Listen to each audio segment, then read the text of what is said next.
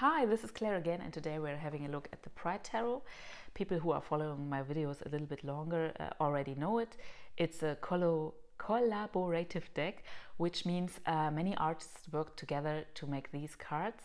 Everyone put his own style into it. It's very colorful, very emotional, very yes, it's a very modern deck also. It's very alive, and when I need some colors and some spark, I like to come back to these cards, and I have already drawn them in the German version of the video. I can say or tell you right now, it will be a very emotional week. It will be a spiritual week. It's a week about the inner things. Yeah, and the first card is the Five of Cups, and we see here the classical motif in another way. And what I especially like about this card is that the element of water is so much in the focus. Yeah, it's even more than in classical Smith-Waite tarot.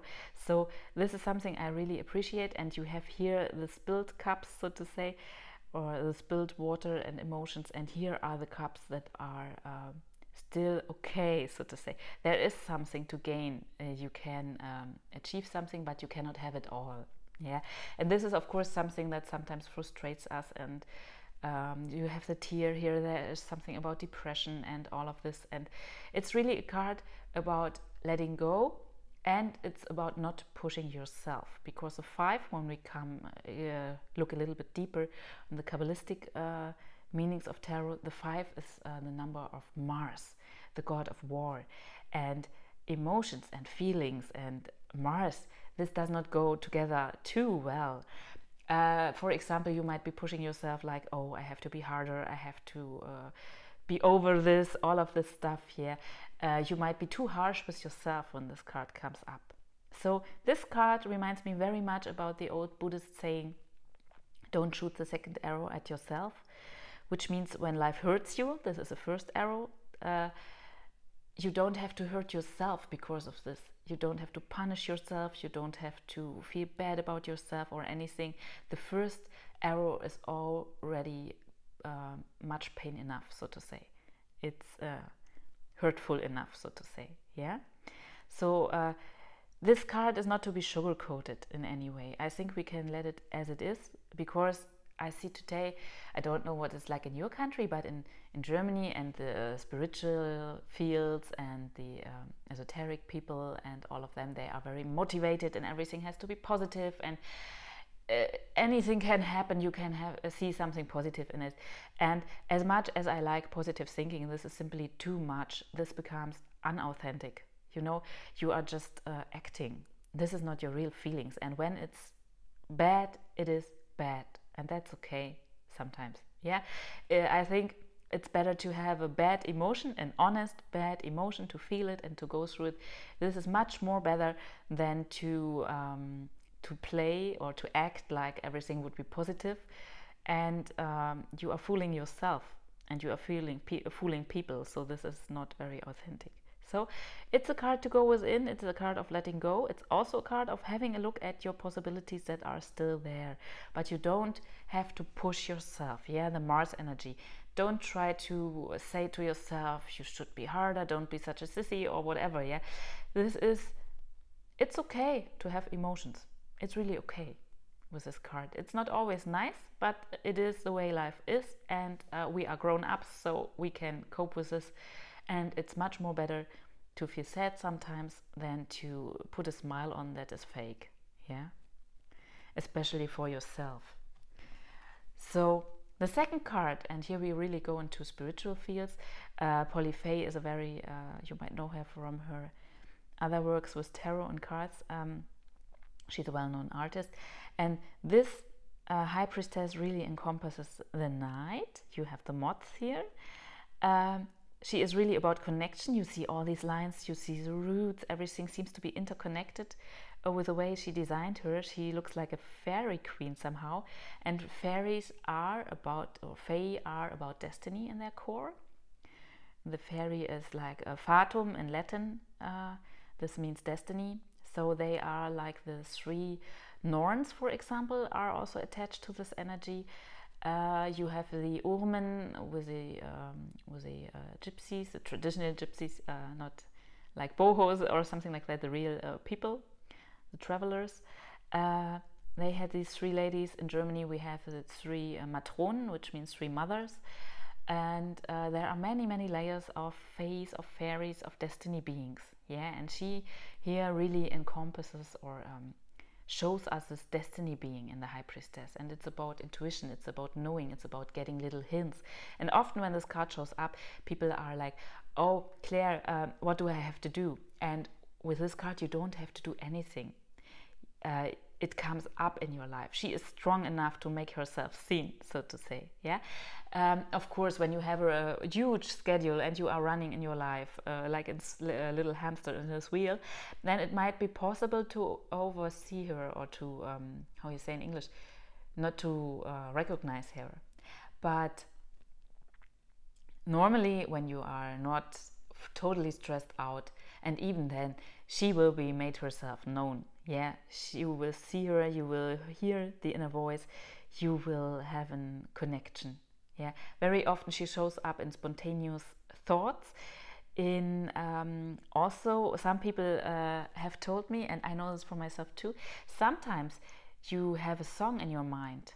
From one moment to the other, you always have the song in your mind, and the song is an answer, or is a message about your life right now. So this can show up really in many ways, also very mundane ways, where some people would think, well, this is not spiritual enough, but I say it's one life, it is just many layers, so everything is interconnected, and it does not have to be magical or anything like that. It is life, everything is life.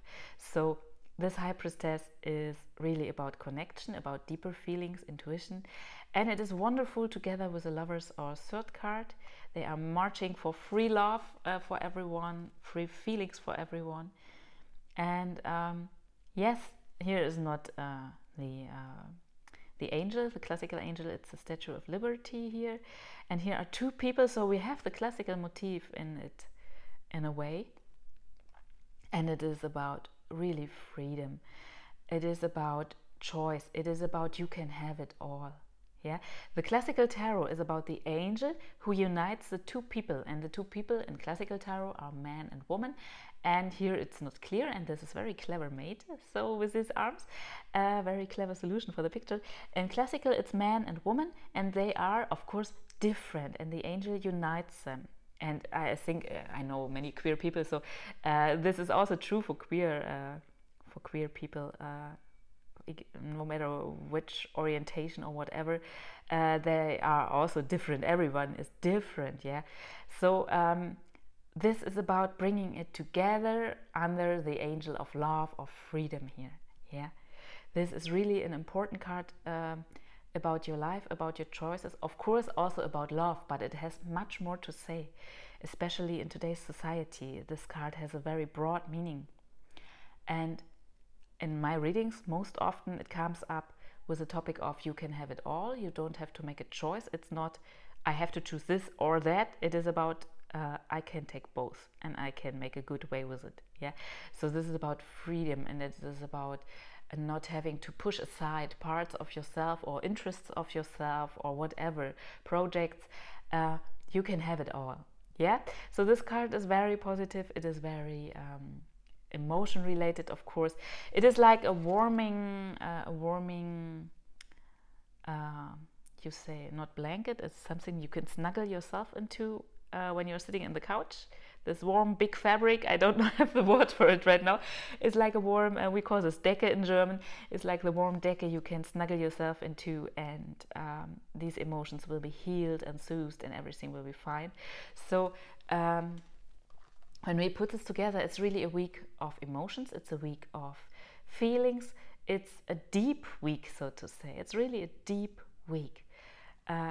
Yes, there is loss, there are things that cannot be achieved, and it's very important not to push yourself about these things, because this is just life too, and sometimes it's better to cry honestly than to put on a fake smile. Yeah, and as anything in life, it will be fading away. So these both cards are strongly picking him up and giving him new outlooks on life, new facets, new possibilities. Yeah, these two cups are unveiling or unfolding somehow the possibilities that are symbolized by them. Yes, the High Priestess is about inner knowing, spontaneous thoughts, things you just know from one moment to the other. It can be a song that shows you, pops up in your mind and shows you solutions or topics you have to think about in your life. This is very positive. It is very intuitive, but you don't have to be anyhow special to hear it. Yeah, you don't have to be you don't have to do anything about it. This pops out in every person's life. You don't have to be gifted or anything.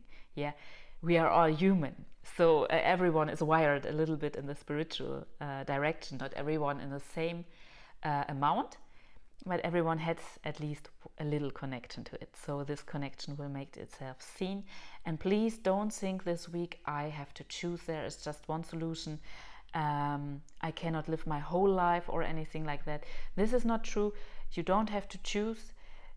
Life will make its way to put both things together under, we say in Germany, under one hat, so to say. You get it under one hat, which means you can put it together and you can live it. And even when you right now, for example, like having children and having a job and all of this would be an example, for example. This can be many, many things more. You can have it both.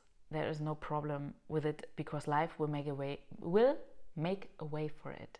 Yeah, sometimes we don't have an idea on our mind, but life has an idea and will unfold it for us a little bit later, so we will know.